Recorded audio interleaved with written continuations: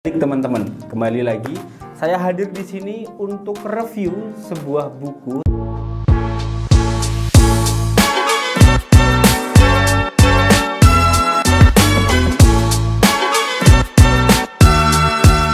Teman-teman semuanya, namun pesan saya di depan adalah ternyata ketika kita berhenti bergerak dan berhenti belajar, sesungguhnya kita berhenti mengejar mimpi dalam kehidupan. Nah, pasti semua orang punya mimpi teman-teman, pasti semua orang punya cita-cita.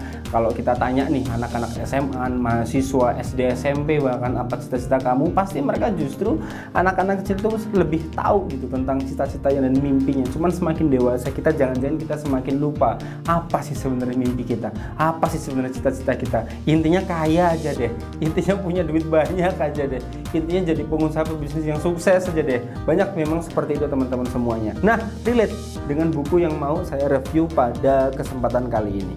Ini bukunya, sudah pernah lihat? Kalau belum lihat, ini bukan ini yang mau saya review, tapi ini bisa kalian beli. Tapi kalau ini yang mau saya review, bisa dibeli nggak? Bisa, cari aja di toko buku, kayaknya nggak ada sih, cuman kalian kunjungin aja teman-teman.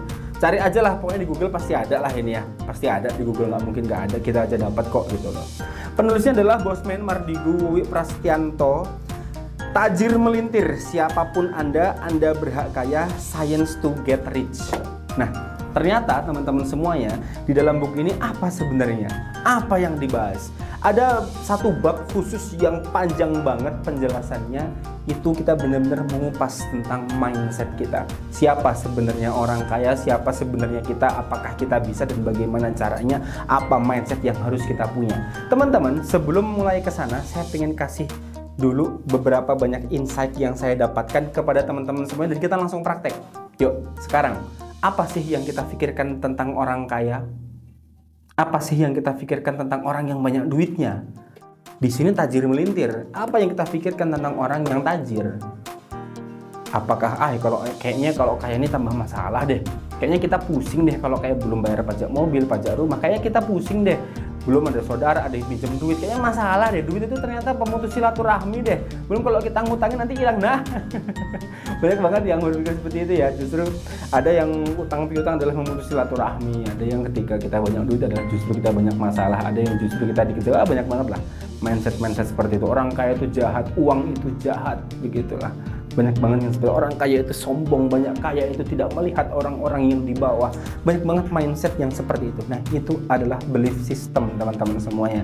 Jangan-jangan mindset dan pikiran seperti inilah yang justru menghambat kita, yang justru menghalangi kita menuju impian yang sejatinya kita inginkan. Kalau kita berbisnis, jangan-jangan pikiran seperti inilah yang menghambat kita untuk goals di bisnis kita. Kalau kita kerja, jangan-jangan gambaran mindset seperti inilah yang membawa kita dalam pekerjaan kita itu nggak grow. Ayo teman-teman, kita ubah belief system yang ada di kepala kita. Belief system yang ada di perasaan dan hati kita, yang ada di diri kita. Coba deh kita ubah, orang kaya itu apa sebenarnya? Tajir itu kayak mana sebenarnya? Oh, kayaknya enak ya, saya bisa bantu banyak orang. Oh, kayaknya enak ya, kalau ada saudara saya yang kesusahan pinjam duit, saya bisa pinjemin. Oh, kayaknya enak ya, kalau ada masjid yang dibangun, saya bisa sumbang dan bisa ngebangun itu masjid biar nggak di jalan lagi, misal begitu. Ayo teman-teman, kita ubah dulu mindset negatif, kebencian terhadap itu kita ubah. Supaya apa? Supaya mereka juga datang ke kita. Supaya juga alam ini meridoi dan merestui kita, setidaknya begitulah yang narasinya, supaya merestui kita untuk kita bisa dapat seperti itu. Itu teman-teman semuanya. Karena pada dasarnya manusia nih, kita, pikiran kita teman-teman, ini mindsetnya ya teman-teman. Dan dalam yang banyak itu di awal yang mau saya sharingkan adalah bahwa ternyata kita ini bergerak atas dasar apa sih? Apakah kita bergerak, apakah kita bekerja, apakah kita pengen usaha, apakah kita pengen kaya, itu apakah kita bergerak hanya ngejar nikmatnya aja? Apakah kita hanya pengen dapat duit untuk A, untuk B, untuk C? Apakah kita bergerak atas dasar motivasi yang tinggi? Itu tuh motivasi seperti apa sebenarnya?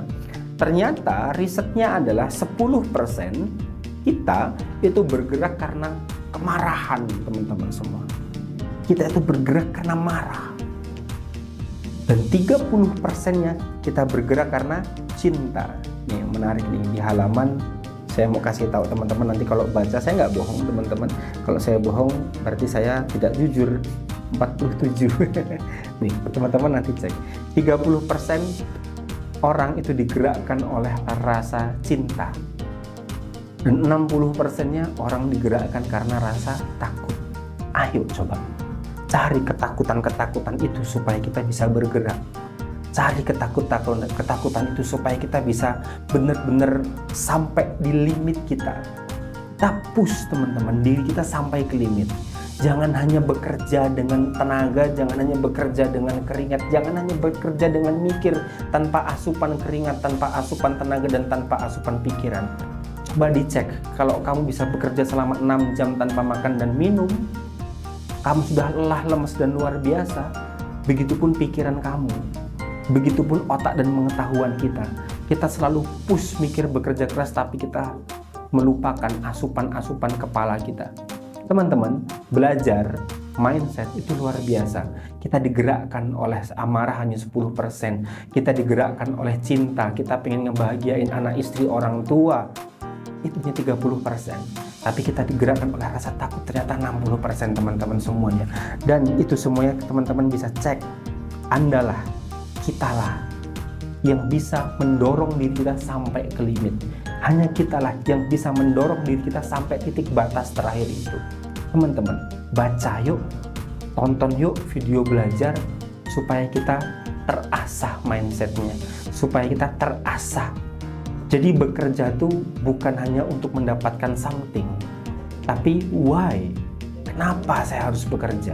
Kenapa saya harus kaya? Kenapa saya harus berpikir keras? Maka kita akan menemukan reason-reason hebat, dan kita akan menemukan action-action hebat di dalamnya. Thank you teman-teman semuanya. Ini bukan sharing yang membahas keseluruhan buku, tapi ini sharing yang membahas insight yang saya dapatkan di tahap awal ini. Karena keterbatasan durasi, kalau teman-teman mau sepenuhnya nanti bisa kita sharing lagi. Cukup kalau kalian mau review buku yang lain, boleh dituliskan di kolom komentar. Kalau kalian mau buku yang ini yang lagi happening banget di sekarang, boleh teman-teman semuanya cari di Lampung Cerdas. Kita punya bukunya, kita bisa kirimkan di seluruh dunia. Mau kamu di Rusia juga kita kirimkan. Thank you teman-teman, saya akhiri. Wassalamualaikum.